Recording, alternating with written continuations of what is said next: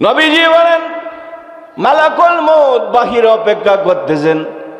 এমনি করে আল্লাহর নবী মুহাম্মদুর রাসূলুল্লাহ সাল্লাল্লাহু আলাইহি সাল্লাম ফাতেমা রাদিয়াল্লাহু তাআলা আনহাকে বলেন, ফাতেমা তাকায় দেখো তোমার বাবার ঘরের দরজার সামনে আল্লাহর মেহমান দাঁড়ায় আছে, ঘরে ঢোকার জন্য অনুমতি দাও,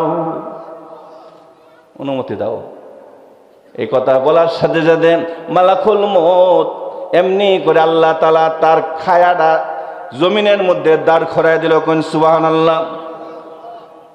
বাইরে আমার মা ফাতেমা রাদিয়াল্লাহু তাআলা আনহা বয়ান করেন, দুনিয়ার মানুষে আমি বাবার ঘরের দরজা খুললাম, খুলিয়া দেখি গো বাবার ঘরের সামনে এমন এক ব্যক্তি দাঁড়াইল, চেহারাটা কালো কুচি, চক্ষু দিয়া আগুন বাইর হইতেছে, মাথাটা আকাশে, হাত দুইটা জমিনের মধ্যে এরকম ভাবে রাখছে। চিৎকার দিয়া ঘরের মধ্যে ঢুকলেন, দুইখা দরজাটা লাগাই দিলেন, লাগাইয়া দেয়া বললেন, বাবা গো মক্কা মদিনার এই বয়সে কত মানুষ চোখের মধ্যে দেখলাম, এত বিকট চেহারার মানুষ দেখি নাই। তিনি খে আল্লাহর নবী খান্দে আর বলেন, মাগো মা, এই যিনি দাঁড়ায় রয়েছেন তিনি যে ঘরের মধ্যে ঢুকার সাথে তার সন্তান এতিম হইয়া যায়। সেই যিনি দাঁড়ায় রয়েছেন, যিনি ঢুকে সন্তানকে হারাইয়া বাবা চলে যায়, তার স্ত্রীকে বিধবা করে চলে যায়। এমনি করে বলেন, বাবা খোদার কসম লাগে গো, এই ব্যক্তি ঘরে ঢোকার জন্য দিব না।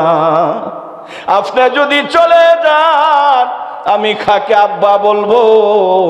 আমার সন্তান হাসান হুসাইন যখন পেটের মধ্যে খিদা লাগতো দৌড়ায় আসতো, আসিয়া দেখতো ঘরের চুলার মধ্যে ডেগের মধ্যে পাত্তর জাল হইতেছে, ভাত নাই। আব্বা যান এমনি করে আপনার কাছে বাড়াইলাম। হাসান হুসাইন বলেন, আমি আমার নানাবার চেহারার দিকে যখন তাকাইতাম, তাকানির সাথে সাথে পেট ভরিয়া যাইত। কোন সুবহানাল্লাহ। আমার হাসান হুসাইন কাকে নানা ডাকবে?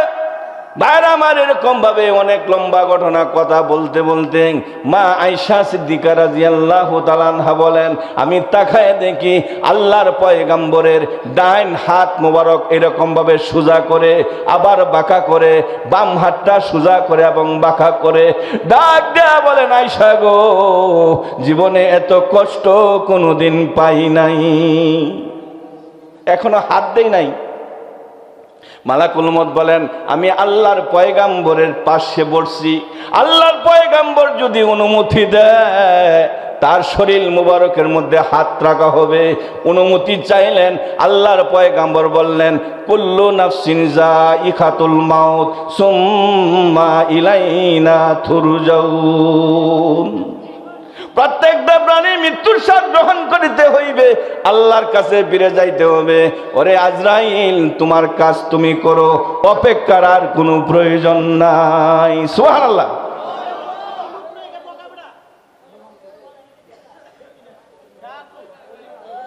ওয়াজ হেন্দে বড় ওয়াজ হইতাছে নাকি? কমে সরর বক্তারা করতেছে খালি। হ্যাঁ হাই রিয়া ভাইরা আমার, যাই হোক এরকম হয় মাঝে মাঝে। যাই হোক, আপনার খারাপ লাগতেছে কি? খারাপ আর বালার লাগলে আর কি তরুণ যাইব নাকি? কই নিজের মানুষ দেখি তো তখন সময় নিচ্ছি গে নাকি? যাই হোক, আমি যে কথাটা বলতেছিলাম, যত তাকাব্বরি বাহাদুরি অহংকার গর্ব যাই কিছু করার না কেন, একদিন সব কিছু ছাইরা চলে যাইতে হবে। তো ভাইরা আমার, আল্লাহ নবী মুহাম্মদুর রাসূলুল্লাহ সাল্লাল্লাহু আলাইহি সাল্লাম এরকম যখন করতেছিলেন, মা আয়েশা সিদ্দিকা রাদিয়াল্লাহু তাআলা আনহা বলেন, আমি তাকায় দেখি হুজুরের এই কম্বল মোবারক তুলা দিলাম, তুলা দিয়ে দেখি ওনার প্রত্যেকটা শরীর, প্রত্যেকটা পশমের গোড়া থেকে পানি বাইর হইতেছিল। আল্লাহ নবী বলেন, মালাকুল মউত যখন আমার শরীরের মধ্যে হাত রাখলো, এত কষ্ট জীবনে কোনোদিন করি নাই। তায়েফের ময়দানে আমাকে মারলো, এত কষ্ট পাইলাম না।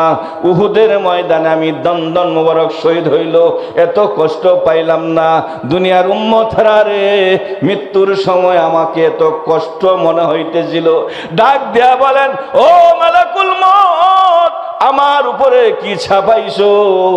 মালাকুল মউত বলেন, আল্লাহ তাআলার কসম লাগে, জাতের কসম, যত নবী রাসূলকে জান কবজ করেছি, আপনার মতো সহজাতে কাউকে জান কবজ করি নাই। আল্লাহ নবী বলেন, আমার যদি নিষ্পাপ, আমি নিষ্পাপ, আমার শরীরে কোনো গুনাহ নাই, আমার যদি এত কষ্ট হয়, না জানি আমার উম্মতের কত কষ্ট হবে। ও আজরাইল, একটা কাজ করো, আমার উম্মতের মৃত্যুর যত কষ্ট আছে গো, সব কষ্ট আমি মুহাম্মদের অন্তরে দিয়া দাও। ভাই আমার, এই কথা বলার সাথে সাথে আল্লাহ নবী মুহাম্মদুর রাসূলুল্লাহ কার জন্য বলছে? উম্মতের জন্য বলছে। সে একটা উম্মত যদি ভালো হয়ে চলেন, একটা উম্মত যদি রাসূলের আদর্শ, রাসূলের আদেশ, রাসূলের সুন্নতের উপরে চলতে পারেন। আর রাসূল সাল্লাল্লাহু আলাইহি সাল্লাম বলেছেন, মান আহাব্বা সুন্নতি ফাকাদ আহাব্বানি ওয়া মান আহাব্বানি কানা মাই ফিল জান্নাহ। কোন সুবহানাল্লাহ। যে ব্যক্তি আমার সুন্নতকে ভালোবাসলো, সে আমাকে ভালোবাসলো, আমাকে যে ভালোবাসলো, সে আমার পাশাপাশি জান্নাতে বসবাস করবে। কোন সুবহানাল্লাহ। কার সুন্নতের কথা কইছে? নবীর সুন্নত। নবীর সুন্নত কি তা কইছেন? খালি দাড়ি, দাড়ি লইব তা লইব। হ্যাঁ, ইতনার একবারটা কইতেছে, হুজুর ওয়াজ দাড়ির ওয়াজ হুন্যা, দাড়ি রাখলে 100 শহীদের সব। কতজন সব? কত শহীদের সব? 100 শহীদের সব আল্লাহ দান করে। সুবহানাল্লাহ কহেন। বাদে ওয়াজ হুন্যা এবারে দাড়ি রাখছে, তো দাড়ি অমনি বিশাল বড় দাড়ি রাখছে, মেহেন্দি সেন্দি দিয়েছে, অনেক সুন্দরই দেখা যায়। বাদে আরেকবার করতেছে, হুজুর যে ওয়াজ বসছিলেন, ওয়াজ হুন্যা দাড়ি রাখছি, দাড়িটা আমার কেমন দেখা যায়? আলহামদুলিল্লাহ খুব ভালো। বাদে আরেকবার করতেছে, হুজুর দাড়ি তো রাখছি, সুরে বড়ি চুরি আইতে যাচ্ছে না। কিতা চুরি? বড়ি সুর আছে নাকি? কই সুরে অনবরহি চুরি ওরে, নামাজে খানি দেওয়া যায় না। বাদে হুজ গেছে, কি গো আপনি বলে নামাজ পড়ুন না? হুজুর নামাজ পড়ুন লাগে রে, প্রতিদিন তো তার মধ্যে 100 শহীদের সব লইয়া ঘুরি, নামাজ লাগে লাগে। ঠিক আছে না? এমন কিছু মুসল্লি আছে দাড়ি লইয়া ঘুরতেছে, নামাজে খানি দেওয়াও নাই। তাসসালাতুল মিফতাহুল জান্নাহ, নামাজ হইল জান্নাতে চাবি। দাড়ি হানজানা বাইরে হানজানা লই দাঁড়িয়ে কোনো কাম ওই থনা। নামাজ পড়ানো লাগবো, ইমান ঠিক করানো লাগবো, সততার পথে থাকতে হবে। একতা মানবতা যার মধ্যে আছে, নবীর আদর্শ যার মধ্যে আছে, সে হাসরের দিন নবীর সুপারিশ পাইব। যাই হোক, আমি যে আপনাদের সামনে আয়াতে কারিমা পড়েছিলাম, যে আপনি আমি যেখানেই থাকি না কেন, হ্যাঁ, ওয়ালাউ কুনতুম ফি বুরুজিম মুশাইয়াদা, থাকা যাবে না, যেখানে থাকবেন সেখানে অ্যারেস্ট হবেন। তো অ্যারেস্ট হওয়ার সময় যেন আপনার আমার মধ্যে ঈমান থাকে, অ্যারেস্ট হওয়ার সময় যেন আপনার আমার মধ্যে নবীর আদর্শ থাকে, আল্লাহর ভয় থাকে। এই জিনিসগুলি নিয়ে যেন আমরা সকলেই কবরে যেতে পারি। আল্লাহ পাক আমাদের সবাইকে তৌফিক দান করুক। সকলে কই আমিন।